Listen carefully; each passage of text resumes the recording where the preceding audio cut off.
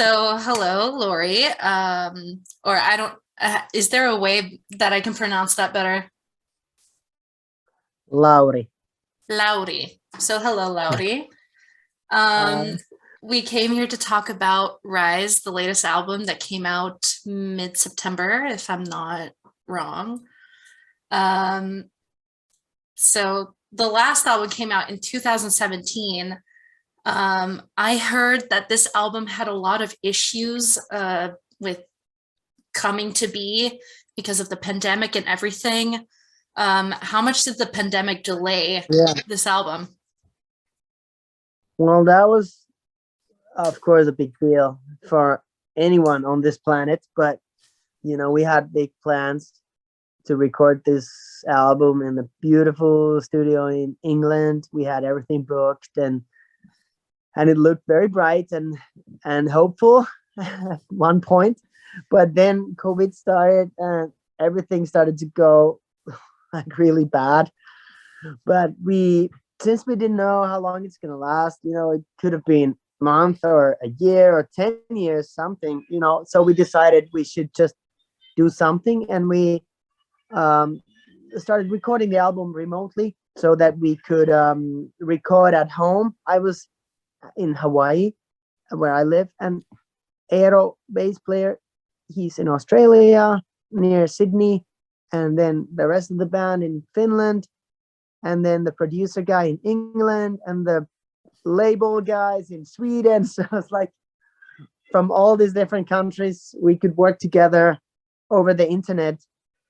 But it was very hard, and it was very difficult to get it done. And we had arguments, and it was shit. But it was better than nothing, I guess, because we could use that time writing songs and at least trying to put it together. And honestly, some of the things we did were not bad. Like, I was recording vocals in my car sometimes because it's the acoustics are pretty good Yeah, to get inside the the car. Yeah, so I actually rigged the microphone up there on the whatever that shade thing is, like, and I was singing inside my sweaty car because it was like 35 degrees outside in oh no. Hawaii. Yeah, I couldn't have the AC on because it was too loud. Yeah, because it makes noise. Yeah. So I was there singing, but I think some of the emotions I captured were great, and I'm happy for that.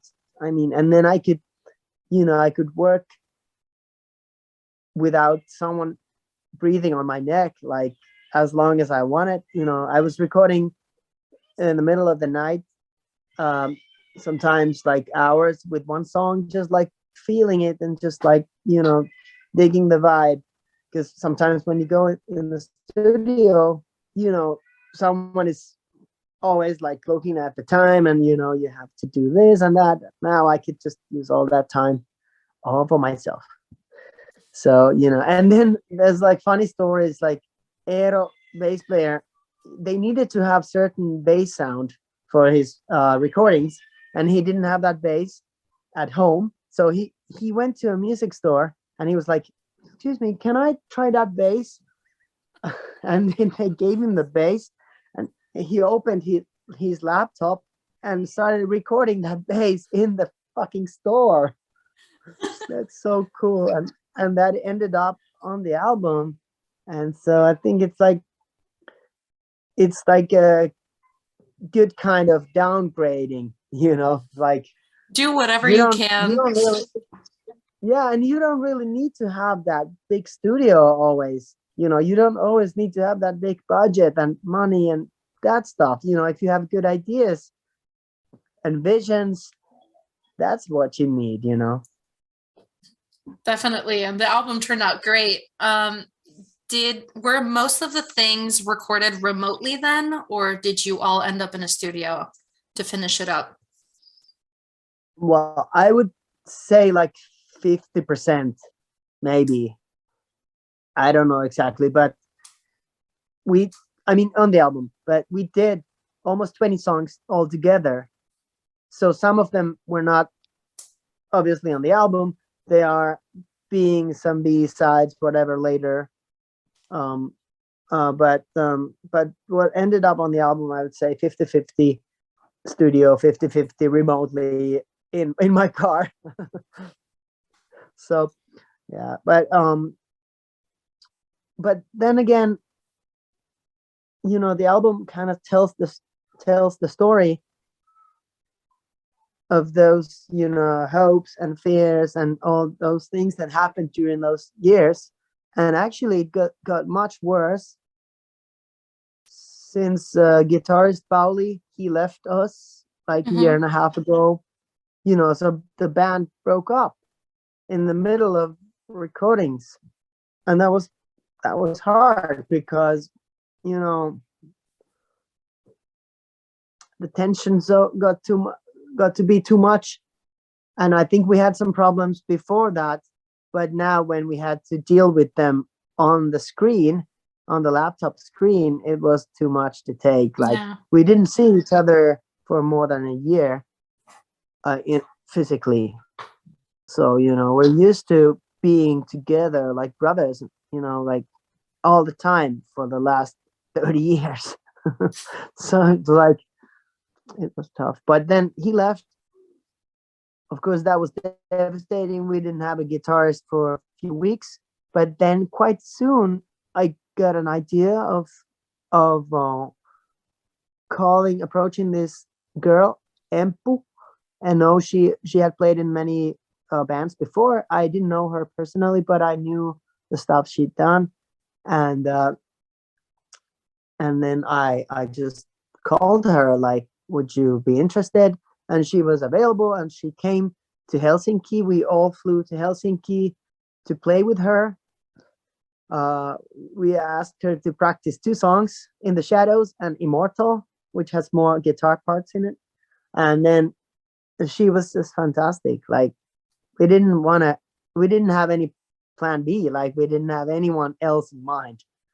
You know, we just thought, like, if she says yes, she's gonna be a perfect fit because she's so cool, and also she's girl. I mean, that's such a great thing, because I think we need more women in all places, and she's the first woman in our band, and I hope there'll be more. Well, one by one, we change them. Just change everyone out. Yeah. How has working with Empu been? Great. She's very dedicated. She's just one of those like musicians that, you know, she doesn't want to do anything. She's just like, can we already play? Can we just, like, she's always just like wants to go rehearsing, and I'm like, I haven't seen that kind of passion with anyone else. And also she's a great player, but she's also charismatic, creative person, and very much fun to be with, which is also super important, because when you take someone in your band, or when you form a band, you have to get along, because it's all about the chemistry between the people that makes a great band, especially live, you know. And I think we could feel that vibe in her, like, right away. I remember she came to the audition, and she was carrying her own guitar amp, which is like 3 times bigger than she is. And I was like, oh yeah, she's the one. So it's like, I was convinced. So did working with Empu bring something new to the album, or was the album already finished when she joined? She's on 3 songs. So the album was pretty much done, so to speak. It was actually called something else before we gave the name Rise. It was called Night Division, and Night Division was sort of like telling something about the fact that we were divided from each other, working from different continents, and COVID and all that stuff. But then when she joined us, we wrote 3 more songs, you know, got at least 5 more ideas for the future, and a lot of good things happened. You know, we took part of the Eurovision thing.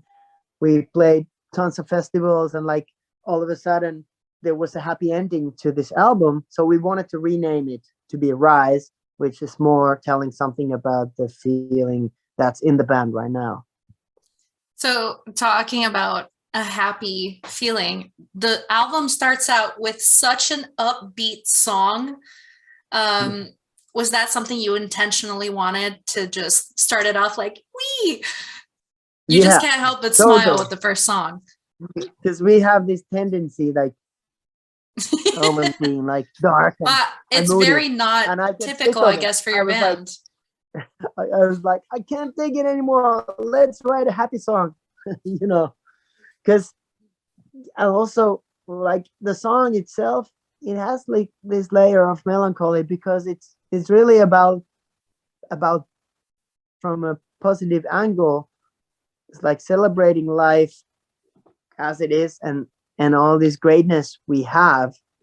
Thank God, you know, after COVID, we got life back, and everybody can, like, you know, of course, there's other kinds of threats in this world right now, which is crazy, but we just have to keep on fighting, like, not give up. I think that's the message I'm telling, because I was really giving up myself. I was screaming at home like, oh, I'm gonna fucking quit. This band is shit, and I can't take this bullshit. And then I got over it. I didn't give up. I didn't quit. I started fighting for it because I know it's been important to me all my whole life. This band is my life, you know. And so I realized it's important for my health, for my mental health, for my everything, for all the people in my life, that the band stays healthy and keeps going. Otherwise I can't.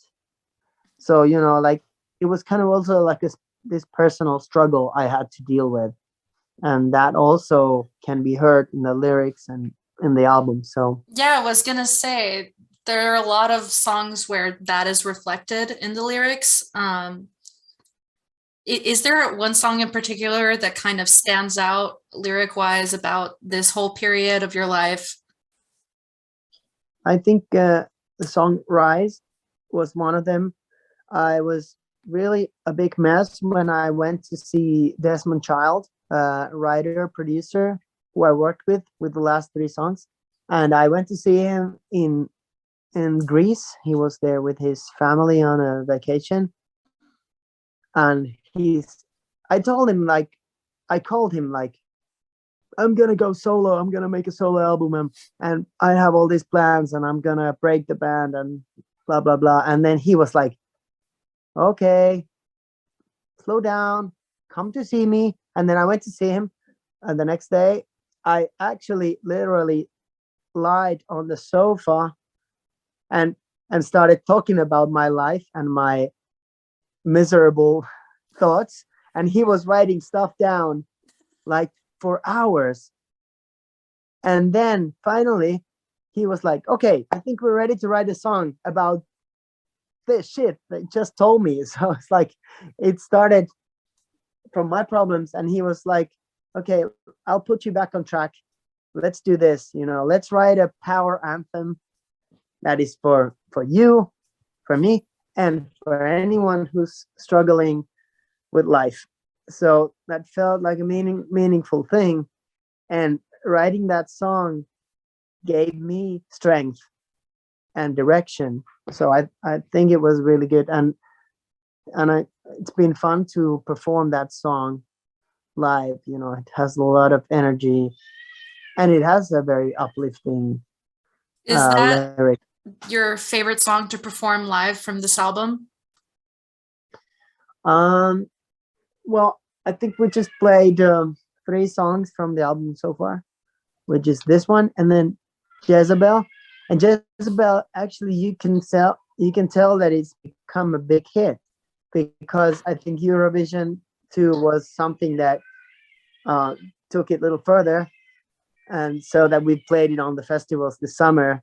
That from the first 2 seconds, everybody's like, "Yeah, I know this song." So that is a great to, of course, to play a song that people strongly react to, and so that's one. And then what's the other song we played? Oh, "Live and Never Die," which is a great track because it's different. Again, it's like bit funky, I guess, or it's like Yeah. a little bit like a dancey, has this sort of Jackson 5 beat to it, and it's also different because it's so like uplifting. So in general, it's been fun to play new songs. Do you have a I'm song gonna that you're very excited to play live? from all the songs. That one that you haven't played that you're like super excited to play? Well, I'm excited about a new song called Fireflies. It's on the album, Yeah. and I was talking to the band that we try to rehearse it this week because the tour is starting in 1 week.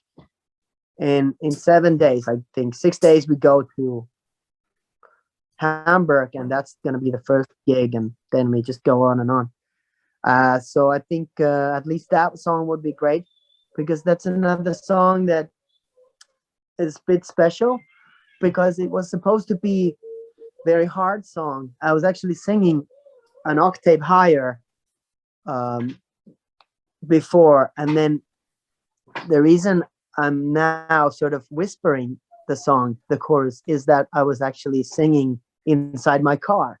Again, it didn't feel like I don't want to be shouting here, just because I had the microphone very close. It was quiet. I started singing very quietly, and the song is sort of loud, but that combination of opposites, I think, sounds interesting, and I'm very happy with the results. No, it's a great song. And it does stand out from the rest of the album as far as composition goes and the way you're singing it. Um, so the tour starts in Hamburg the 10th. So that is in 6 days. Is there a place you're very excited to visit? I mean, well, play in.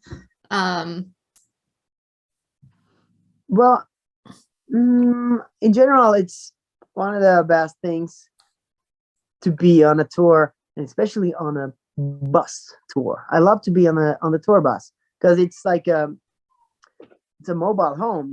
Like we have our beds there, like our personal belongings. It all of a sudden becomes a very safe place, and it's like I always say it's like a school trip. That that we're on because I have my best friends with me, and we're just going around Europe, waking up in different cities, and oh, we're in Paris today. Oh, we're in Milan. What should we do? It's the best thing. After all hard work, so to speak, we get to play the tour and to meet the fans, to get connected, and that really means a lot. And we're coming to Paris. We're gonna play in the tiniest Soon. club. Yeah, in this tiny club. It's gonna be so amazing. I think it's gonna get really intimate with the people because we can touch them. They'll be like right there. And I really like these kind of shows that are close to the people. Like playing on the festivals is great, but sometimes you are like 50 meters away from the first It brings row. another color, another, a closeness and intimacy that you don't usually get, I guess, on a big stage. Yeah, I think so, because I enjoy the feedback, the energy I'm getting from the crowd. I'm sucking it like a vampire. It's like it makes me stronger, and I hope the other way around too. But like a good show there's a lot of energy going between the audience and the band. And I just remember last time we played in Paris, it was also a kind of a small venue, as I remember right. But then I was thinking after that show that how cool is this? We and them, we come together in this one room, and then for 2 hours we all scream and shout like crazy, and then we go home. And that's it. And that's something that we want to do. Like, it is pretty special when you come to think about it. So you did create a music label, and I do want to talk about this just before we finish up. Dynasty, which is the studio. How has the creation of that and putting that together been? Well, actually, I haven't really done much around with that anymore. I still have the Dynasty tattoo here forever, I guess. But was there to begin with, it was a group of friends. We started like 2000 something, in the beginning of 2000, and we worked together quite closely, 3 bands from Finland. We were like cross-producing some of the artists together, writing songs, and it was like a band family of some kind. And we also had a studio, a label, releasing some cool bands from Finland and all kinds of things. It was very, very nice, but also I felt like I was slipping too much on the industry side of things. Like, I was too close to real work. So I felt like this is not for me. This is not what I want to do. You went back to the artistic world. Yeah, I guess it's better to be responsible for yourself than for others. Sometimes it's nice to help people because we had connections, we have knowledge and things and ideas. But then if you are responsible for someone else's career too much, then it becomes a burden, and then it's too heavy if it goes wrong or something, because everybody should eventually just fight their own way. So I think it was a beautiful idea, but it wasn't really working as well as I hope it would have been. But I still have good friends from those times, and we have like 10, 15 people who have the same tattoo, the Dynasty word somewhere in their days. So it's a nice memory forever. Well, that's what a tattoo is. It's forever. I guess so. So the tour is starting on the 10th, like we said, in Hamburg. You are playing in Paris the 23rd of October, if I'm correct. And then you have about 20 or so or more dates coming up. Thank you so much for being with us. I advise everyone to listen to the album, which is absolutely great. And it was such a pleasure to listen to you again.